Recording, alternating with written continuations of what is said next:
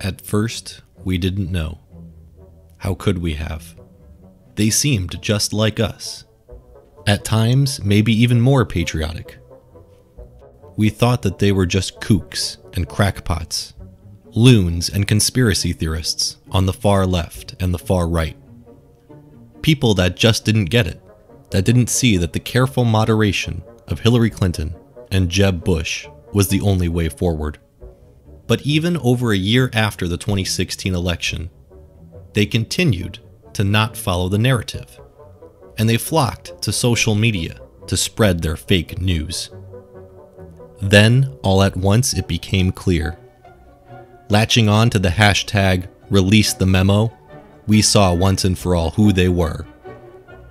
Russian bots. We are still not sure when or how they got here, but the fact was, they were here, and something needed to be done. That's when we turned to our brave leaders, not just in Washington, but also in Silicon Valley. It was time to ban them, to silence them, to protect human free speech by annihilating our cybernetic enemies. And so began the Great Purge on Twitter and Facebook, YouTube, Instagram, and even Pinterest.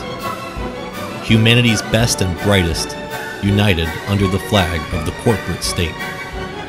We routed out the machines, for by excluding them from our public dialogue, they lost their power.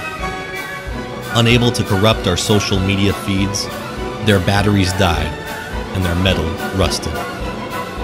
And so now comes the time for the next step. This is the time for the final triumph of corporate globalization. And to think, it all started by silencing just a few million heartless, lying automatons.